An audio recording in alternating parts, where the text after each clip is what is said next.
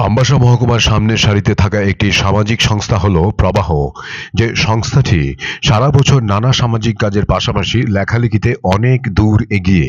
শুধু আম্বাসা মহকুমাতেই নয়, মহকুমা ছাড়িয়ে ধলাই জেলা হয়ে গোটা রাজ্য, দেশ এবং দেশের বাইরের ওপার বাংলাতেও পাড়ি জমিয়েছে সংস্থাটি। বড়দের জন্য নানা লেখালেখি নিয়ে নানা নামের বইয়ের আত্মপ্রকাশের পাশাপাশি প্রথমবার 31 ডিসেম্বর 2023 ইংরেজি সংস্থাটি আত্মপ্রকাশ ঘটিয়েছে শিশুদের লেখালেখি নিয়ে লিটল ম্যাগাজিন সবুজ কলি। 31 ডিসেম্বর সংস্থা সংলগ্ন স্থানে শিশু সাহিত্য উৎসবের আয়োজন করে এলাকায় যথেষ্ট সুনাম অর্জন করেন সংস্থার সংগঠকরা, যে অনুষ্ঠানে রাজ্যের বিভিন্ন অঞ্চলের সাহিত্যিক, কবি, প্রাবন্ধিকদের পাশাপাশি উপস্থিত ছিলেন উপার বাংলার 4 দিকপাল লেখক, কবি, প্রাবন্ধিক। তারা হলেন বীর মুক্তিযোদ্ধা আব্দুল আওয়াল, অবসরপ্রাপ্ত পুলিশ সুপার, কবি এবং গীতিকার বাংলাদেশ; বীর মুক্তিযোদ্ধা MH শাহ আলম, মুক্তিযুদ্ধের বলিষ্ঠ সংগঠক এবং উপার বাংলার বিশিষ্ট লেখক; বাংলাদেশের বিশিষ্ট সাংবাদিক, সাহিত্যিক এবং সংস্কৃতি সংগঠক লোকমান হোসেন পলা এবং উপার বাংলার বিশিষ্ট কবি Rabiul Islam Khan. Bureau report, AGT live 24/7। প্রবাহ দলের মাননীয় সভাপতি শ্রী জিতেন্দ্র ভট্টাচার্য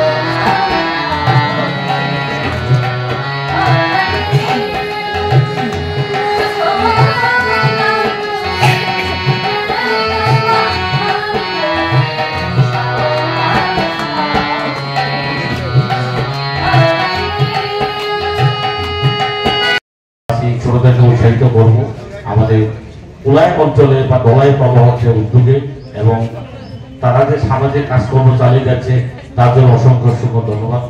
আমি উলাইতে ছিলাম দীর্ঘদিন ধরে, হেডমাস্টার ছিলাম, কিন্তু এখানে আপনাদেরকে আমরা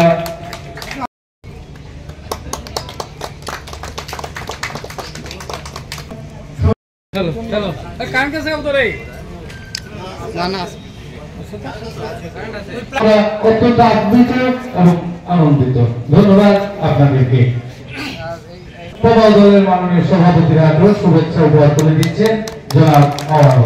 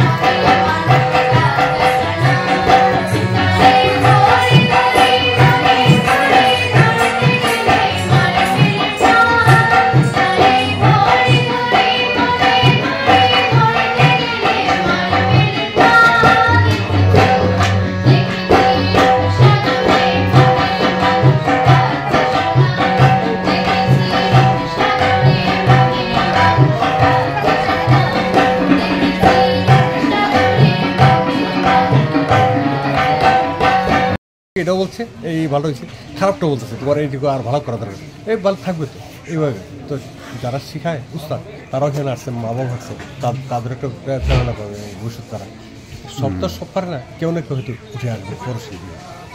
এটা খুব ভালো উদ্যোগ। Thank you.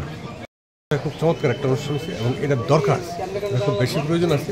এই বাচ্চাদের লেখা ছাপ হয়েছে, যখন 6 বছর 7 বছরের বয়সে একটা লেখা, বাচ্চার একটা লেখা পত্রিকা ছাপা হয়, এটা একটা বিরাট আনন্দ। তার উৎসাহটা কয়েক গুণ বেড়ে যায়। আমার কবিতা যখন প্রথম প্রকাশ হয়েছে, আমি তখন ক্লাস 9 আমার সেই কথাটা মনে আছে। তারপরে কত লেখা কত জায়গায় ছাপা হয়েছে, এগুলি কিন্তু তার তত একটা আমার ওই লেখাটার কথা আমার মনে আছে। তাদের জন্য এটা টেলিভিশনে প্রথম যেদিন গান গেল সেটা আমার খুব বেশি আনন্দ দিয়েছে।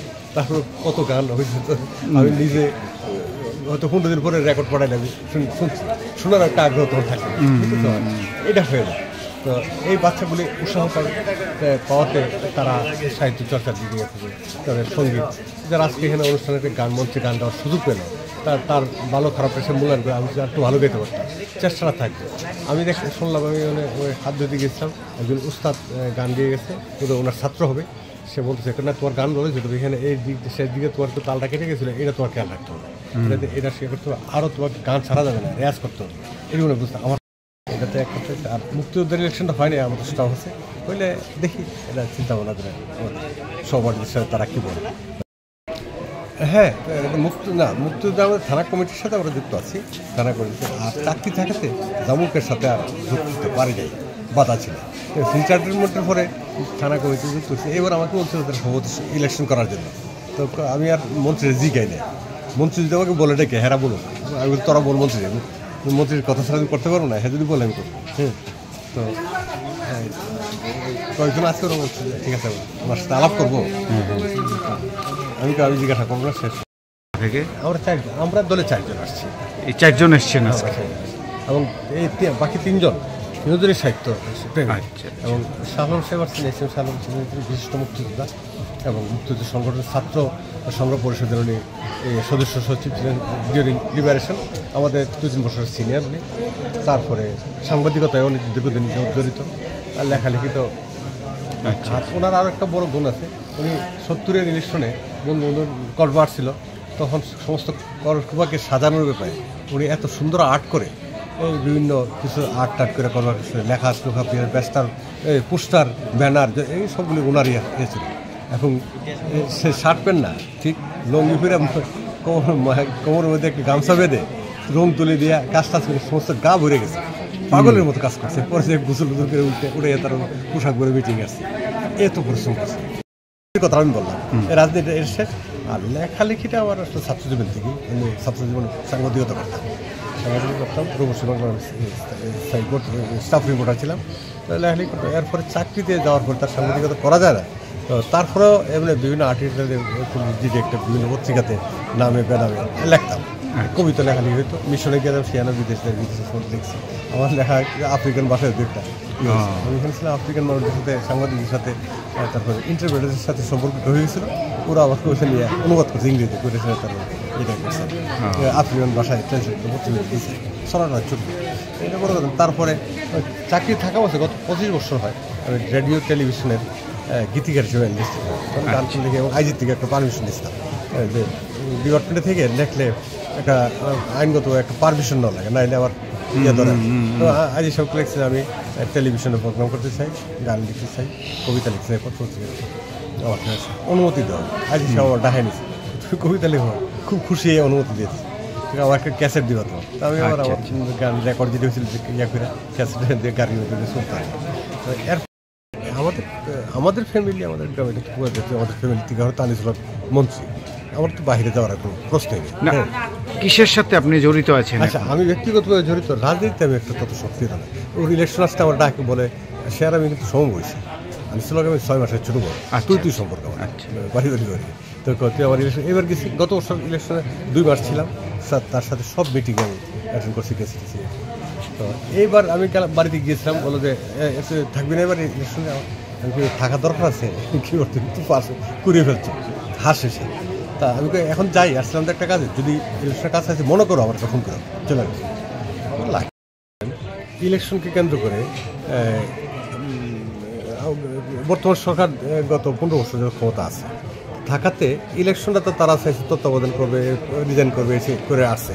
তো দীর্ঘদিন ক্ষমতা থাকলে কিন্তু সরকারের এন্ট্রি একটা গ্রুপ তৈরি হয়। তো মনে করছে যে এবার যদি তত্ত্বাবধানে তারা ক্ষমতা চলে যাবে। তো আওয়ামী লীগ সরকার তো ইয়ে করলো না। তো এখন যারা নাকি বিএনপি জামাত এই প্রতিক্রিয়াশীল চক্রটা ছিল, যেটা আমাদের আজন্ম শত্রু, এটি কিন্তু আমাদের শত্রু সে ভুলে নাই। বিভিন্ন কৌশলে পাল্লে শত্রুতা করতেছে, চেষ্টা করে মুক্তিযোদ্ধার ভাতা বিভিন্নভাবে কাটাই দেওয়ার চেষ্টা করছিল। পুলিশের থেকে তাদের প্রশাসনও তাদের লোকজন রেখে হয়েছে। প্রাইম মিনিস্টার বলার পরও মুক্তিযুদ্ধের ভাতা দেয় গেলো 20 পর্যন্ত মুক্তিযোদ্ধা রিটার্ন করছে, 20-এর পর থেকে বাদ দিচ্ছে, রেশনটা দিচ্ছে না 20-এর পরে যারা তারা রেশন পায়। এটা নিয়ে আমরা পুলিশ স্টেশন থেকে আন্দোলন করতেছি যে এটা কোন কথা, এখানে মুক্তিযোদ্ধা বাদ করবে মাননীয় প্রধানমন্ত্রী, তো আপনি রেশন দিচ্ছেন, উনি আবার বলছে রেশন করে তোমাদের চিন্তা করো। তো এটা এইভাবে তারা 30% মুক্তিযোদ্ধার সন্তানদের কোটা ছিল, এই কোটাটাও তারা বাতিল করাইছে বহুত কৌশল সরকারের কনভিন্স করে। এইভাবে তারা লেগে আছে আমাদের। এইবার যখন ইন্ডিয়া হারলো ঢাকা ইউনিভার্সিটিতে, ওই বিএনপির কিছু ঢাকা ইউনিভার্সিটির ছাত্রদের একটা বড় অংশ ইয়াতে জামাত শিবির আছে, জামাত শিবির এবং বিএনপির আছে, ওরা ফটকার কিছু ফটাইছে। তো এরপর আওয়ামী লীগের ছেলেরা ধরন দিছে যাইয়া এই হয়ে গেছে। এটা কিন্তু দুই দেশের মধ্যে একটা ভুল বোঝা যে একটা তৈরি হচ্ছে, কিন্তু আসলে এটাতে সবাই জড়িত না, এটা ওই গ্রুপটাই করছে। এটা তো আছে, ছিল এবং আছে এবং থাকবে, নিশ্চিন্ন করা যায় না, করতে পারেনি আর কি। তো হয়তো কিছু করতে পারে না, এখনো 50 বছর কিছু করতে পারেনি আল্লাহর মতো, তোলে সুযোগ পেলে চেষ্টা করে আসবে।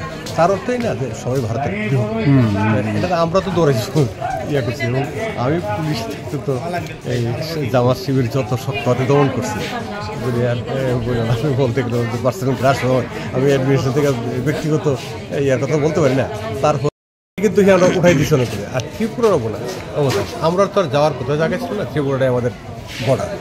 ত্রিপুরার মানুষের যে ব্যবস্থা দৌড় দিয়ে দাও, আমরা বর্ডারটা এইদিকে আসছি, সেখান থেকে তো জানিয়ে মারা যেতাম, মেরেই ফেলতো। আর স্বাধীনতার সঙ্গে দূরের কথা, কাজে আশ্বাসনটা দেখে নেই। ত্রিপুরার মানুষরা তো আমাদের তখন একটা হৃদ্যতা হয়ে গেছিল।